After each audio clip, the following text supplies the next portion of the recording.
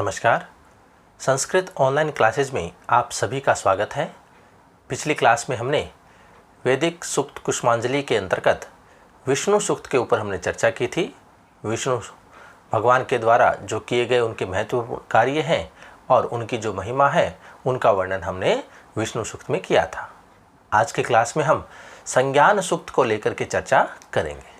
तो सबसे पहले संज्ञान सूक्त से संबंधित जो महत्वपूर्ण छोटे छोटे जो प्रश्न बनते हैं उनको लेकर के हम चर्चा करेंगे।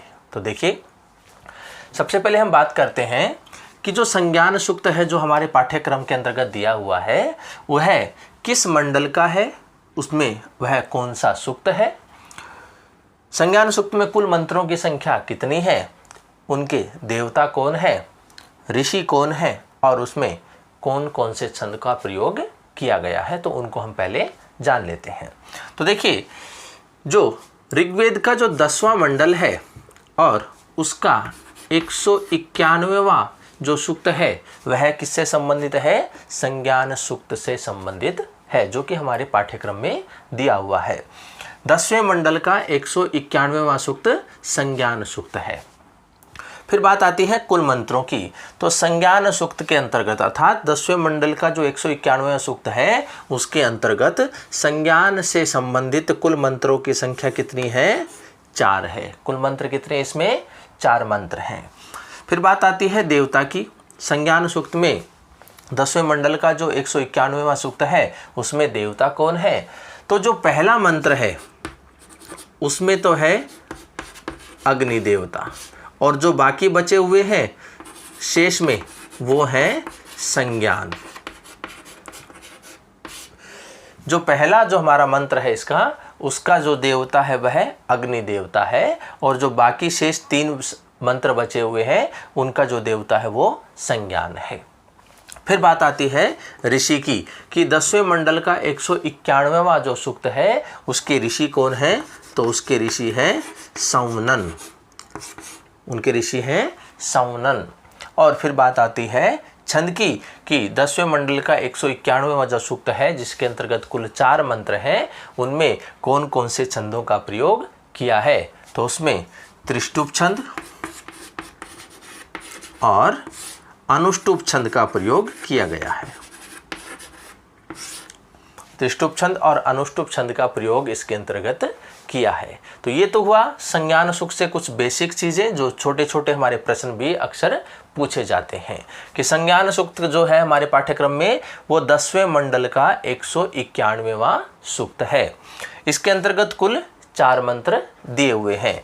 इनके देवता प्रथम मंत्र में अग्नि देवता है और शेष बचे हुए मंत्रों में संज्ञान देवता है। इसके ऋषि सौनन है और इसमें छंद जो है वो त्रिष्टुप छंद और अनुष्टुप छंदों का प्रयोग इसमें किया गया है। तो अब हम संज्ञान सूक्त के अंतर्गत जो 4 मंत्र दिए गए हैं उनका हम बारी बारी से अध्ययन करेंगे। तो देखिए, सबसे पहला जो मंत्र है हमारा वो है संस्मिध्युवसे वृषणग्ने विश्वानयर्य आ इलस्पदे समिध्यसे सैनो वसुन्या भर। यहाँ इस मंत्र के अंतर्गत सबसे पहले अग्नि देवता की स्तुति की गई है और उनके द्वारा सभी स्तोता जो है वो संज्ञान या हम कह सकते हैं एकमत हो करके धन को लाकर देने का आग्रह इसमें किया गया है। अग्नि देवता की स्तुति की गई है और सभी एकमत हो करके वह अग्नि देवता से धन प्राप्ति का आग्रह करते हैं। तो इसी का वर्णन इस मंत्र में किया गया है। तो सौनन ऋषि लिखते हैं कि वृषण अर्थात कामनाओं की वर्षा करने वाले या कामनाओं को पूरा करने वाले, अग्नि अर्थात अग्नि देवता, आर्य है अर्थात स्वामी, तो अर्थात सबके स्वामी, त्वम आप विश्वानि इत संशम आयुवशे, विश्वानि अर्थात इस संसार के समस्त प्राणियों को, इत अर्थात निश्चित रूप से ही, संशम आयुवशे एकत्रित करने वाले हो, इकट्ठा करने वाले हो, उनको आप मिलाने वाले हो। तो यहाँ अग्नि देवता की स्तुति करते हुए कहते हैं कि कामनाओं की वर्षा करने वाले और हे अग्नि देवता और सभी के स्वामी, संपूर्ण विश्व के समस्त प्राणियों को निश्चित रूप से ही, निश्चय ही एक साथ मिलाने वाले हो। फिर कहते हैं त्वम इलह पदे समिध्यसे, त्वम अर्थात आप, इलह अर्थात पृथ्वी के, पदे अर्थात स्थान, अर्थात अग्नि का जो स्थान है वो है यज्ञवेदी।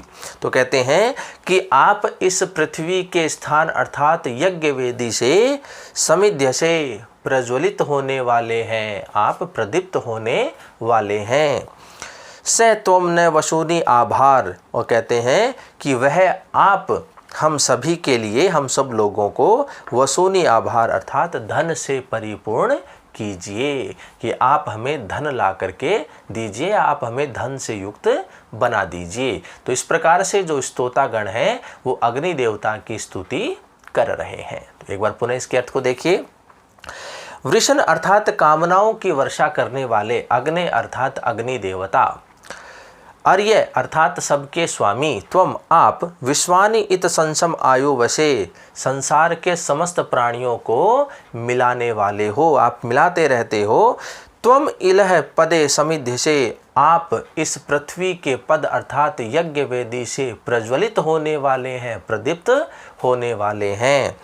स त्वम न वसूनी आभार, और वह आप ही हम लोगों को धन ला करके दीजिए या हमें धन से युक्त कीजिए। तो इस प्रकार से अग्नि देवता की स्तुति इसमें की गई है और स्तोतागण जो है वो एक मत होकर के, संज्ञान होकर के धन प्राप्त करने का आग्रह अग्नि देवता से कर रहे हैं। तो इसी का वर्णन इस मंत्र में किया गया है। अगला मंत्र देखिए। सम गच्छध्वम संवदध्वम स वो मनांसि जानताम, देवा भागम यथा पूर्वे संजानाना उपासते।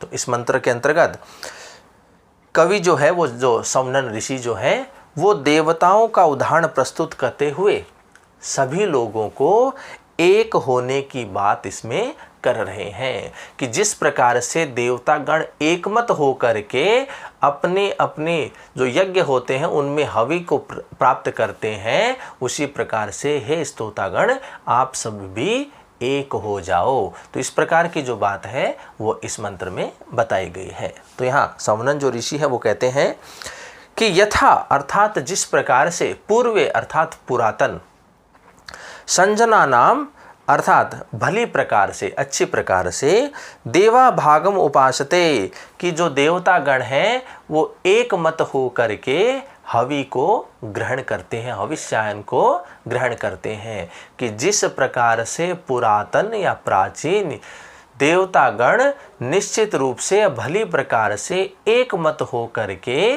यज्ञ वेदी से हविष्यायन को प्राप्त करते हैं, तथा यूयम वैसे ही आप सभी समगच्छध्वम एक साथ मिलकर के चलो, संवध्वम और एक साथ वाणी को बोलो, अर्थात जो अपने विरोध है, अपना अपना जो विरोध है उसका परित्याग करके एक जैसे वचनों का प्रयोग आप सब करो।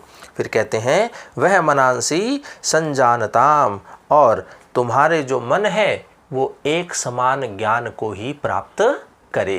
तो इस प्रकार से समस्त स्तोतागण को देवताओं का उदाहरण प्रस्तुत करते हुए एक मत होने की बात इसमें कही गई है। तो एक बार पुनः इसके अर्थ को देखिए कि यथा पूर्व अर्थात जिस प्रकार से पुरातन, संजाना नाम अर्थात भली प्रकार से, निश्चित रूप से, देवा भागम उपासते, देवतागण यज्ञ से अपने हविष्यावन को ग्रहण करते हैं, प्राप्त करते हैं, तथा यूयम उसी प्रकार से आप सभी भी संगच्छध्वम एक साथ मिलकर के चलो, संवध्वम अर्थात एक जैसे वचनों को बोलो या अपने जो विरोध है उसका परित्याग करके एक जैसे वाक्यों का उच्चारण करो। वह मनांसी संजानताम, और तुम्हारे जो मन है वो एक जैसे ज्ञान को ही प्राप्त करे, अर्थात तुम एक जैसा ज्ञान ही प्राप्त करो। इस प्रकार से एक मत होने की बात इस मंत्र में बताई गई है। अगला मंत्र देखिए। समानो मंत्र है समिति समानी समानम मनः सह चित्तमेषाम समानम मंत्रमभिमंत्रय वह समानेन वो हविषा जुहोमी। तो इस मंत्र के अंतर्गत जो सभी मनुष्यों को एकता की भावना को धारण करने का उद्देश्य बताया है कि सभी जो हैं, सभी मनुष्य, समस्त स्तोतागण जो हैं वो एक मत हो जाए, एक जैसी धारणा वो बना करके रखे और समाज के विभिन्न जो वर्ग हैं वो अपने अलग अलग उद्देश्यों का परित्याग करके एकता के सूत्र में बंध जाए, अर्थात एक हो जाए। जो अपने अलग अलग उद्देश्य हैं उनको वह छोड़ दे और सभी एक ही उद्देश्य से वो एक मत हो जाएं। तो इसी का वर्णन इस मंत्र में किया गया है। तो यहाँ कहते हैं कि मंत्र समानी, अर्थात आपके जो विचार हैं, आपके जो मंत्र हैं, आपके जो वचन हैं वो एक जैसे हो जाएं। फिर कहते हैं समिति समानी, और आपकी जो सभाएं हैं वह भी समान हो। ऐसाम चित्तम सह, और आपका जो ज्ञान है वह भी समान हो और उस ज्ञान के साथ साथ में मन है समानम, आप सभी का मन भी एक जैसा हो, समान हो। वह समानम मंत्रम अभिमंत्रय, और मैं आपको समान विचार से विचारवान करता हूँ कि मैं आपको इस प्रकार का ज्ञान प्रदान करता हूँ जिससे आप सभी के विचार एक जैसे हो जाए। तो इसलिए मैं आपको समान विचार से विचारवान करता हूँ। और वह हविषा समानेन जुहोमी, और मैं आपको या तुम्हें समान सामग्री से यजन करता हूँ। कहते हैं अर्थात एकता रूपी हवि को प्रदान करता हूँ आप सभी के लिए। तो इस प्रकार के जो विचार हैं वो इस मंत्र में बताए गए हैं। तो यहाँ पर समस्त स्तोतागुणों को एकमत होकर के या एकता को धारण करने का उद्देश्य यहाँ प्रकट किया गया है। जो व्यक्ति के अपने अलग अलग उद्देश्य हैं उनको परित्याग करके, उनको छोड़ करके एकमत होने की बात इस मंत्र में बताई गई है। तो यहाँ कहते हैं कि मंत्र समान है, अर्थात आपके जो विचार हैं, आपका जो चिंतन है, आपके जो मंत्र हैं, आपका जो उच्चारण है, वाणी है, वो सभी एक जैसी हो, समान हो। समिति समानी, और आपकी जो सभाएं हो वो भी समान हो, एक जैसी हो। ऐशाम चित्त सह, और आपका जो ज्ञान है वो भी एक समान हो और उस ज्ञान के साथ साथ में मन है समानम, आपका मन भी समान हो। वह समानम मंत्रम अभिमंत्रय, और मैं आपको समान विचार से विचारवान करता हूँ। मैं आपको इस प्रकार का ज्ञान प्रदान करता हूँ जिससे आप सभी के विचार एक समान हो जावे। और फिर कहते हैं वह हविषा समानेन जुहोमी, और मैं आप सभी के लिए समान सामग्री से यजन करता हूँ, अर्थात आप सभी को समान हवि रूप में प्रदान करता हूँ। तो इस प्रकार से स्तोता गुणों को एकमत होने का विचार इस मंत्र में प्रकट किया गया है। अगला मंत्र देखिए, और जो कि संज्ञान सूक्त, जो कि हमारे 10वें मंडल का 191वां सूक्त है, उसका अंतिम मंत्र है, क्योंकि इसमें कुल 4 ही मंत्र हैं। तो आगे देखिए, समानि व आकुति समाना हृदयानि वह समानमस्तु वो मनो यथा वह सुसहासति। तो यहाँ पर जो ऋषि समुनन है वो समस्त उपासकों को, जो स्तोतागण आदि हैं, वो समान रूप से सोचने विचारने और अपने भावों को अभिव्यक्त करने का उद्देश्य देते हैं कि अपने कथन के माध्यम से सबको वो सुसंगठित करना चाहते हैं कि सभी जो व्यक्ति हैं, सभी जो स्तोतागण हैं, वो भली भांति या समान रूप से विचार करें, एक जैसे उनके मन हो, एक जैसे उनकी वाणी हो, एक जैसे उनके मंत्र हो, विचार हो, ज्ञान हो, समान हो, सबके समान स्थिति हो। तो इसी उद्देश्य का वर्णन इस मंत्र में किया गया है और इसी ज्ञान के साथ में ऋषि समुनन जो है वो समस्त प्राणियों को सुसंगठित करना चाहते हैं। तो इसी का वर्णन इस मंत्र में किया गया है। तो कहते हैं वह आकुति समानी, अर्थात आपके जो संकल्प है, आपके जो चिंतन है वो एक समान हो, एक जैसे हो। वह हृदयानि समाना, और आपके हृदय भी समान हो। वह मन है समाना वस्तु, और आप सभी के जो मन है वह भी समान हो।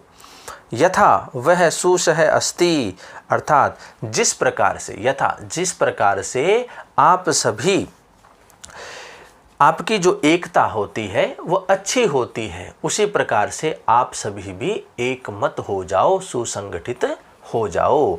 तो यहाँ पर जो ऋषि सौनन है वो सभी को, सभी प्राणियों को, सभी उपासकों को, सभी स्तोतागणों को एकमत होने के लिए कह रहे हैं। तो पुनः देखिएगा इसके अर्थ को, वह आकुति समानी, अर्थात आप समस्त उपासकों का जो संकल्प होता है, जो विचार है, जो चिंतन है, वह एक हो। वह हृदयानि समाना, और आप सभी के हृदय भी एक समान हो। वह मन है समानमस्तु, आप सभी के मन भी एक समान हो। यथा वह सुसह अस्ति, अर्थात जिस प्रकार से तुम्हारी एकता अच्छी होती है वैसे ही तुम सभी एक हो जाओ। तो इस प्रकार से समस्त स्तोतागणों को, उपासकों को, समस्त प्राणियों को एकमत होने का यहाँ पर विचार प्रस्तुत किया गया है। तो इस प्रकार से ये था हमारा 10वें मंडल का 191वां जो संज्ञान सूक्त है उसका अंतिम मंत्र। तो इस प्रकार से जो संज्ञान सूक्त है उसके बारे में हमने चर्चा की, उसके महत्वपूर्ण जो पद्य हैं, उनके जो महत्वपूर्ण बात है, जो एकमत होने की बात को कह रहे हैं, उनके ऊपर हमने चर्चा की। तो उनके जो छोटे प्रश्न हैं उनको एक बार पुनः हम देख लेते हैं कि हमारे पाठ्यक्रम के अंतर्गत जो संज्ञान सूक्त दिया हुआ है वह है 10वें मंडल का 191वां सूक्त दिया हुआ है। इसके अंतर्गत कुल 4 मंत्र दिए गए हैं और इसके जो देवता है, तो प्रथम मंत्र के अंतर्गत जो देवता है वो अग्नि देवता है, उनकी स्तुति की गई है, और अन्य जो शेष बचे हुए 3 मंत्र हैं उनमें जो देवता है वो संज्ञान है। और इनके जो ऋषि है वो शौनन ऋषि हैं। जो 10वें मंडल का 191वां जो सूक्त है उनके ऋषि शौनन है। और जो छंद है 10वें मंडल के 191वां जो संज्ञान सूक्त है उसके अंतर्गत त्रिष्टुप और अनुष्टुप छंदों का प्रयोग किया गया है। तो इस प्रकार से ये था हमारा संज्ञान सूक्त। तो आगे की क्लास में है, आगे का जो हमारा अगला सूक्त होगा उसको लेकर के हम चर्चा करेंगे। तो आज की क्लास में इतना ही। धन्यवाद।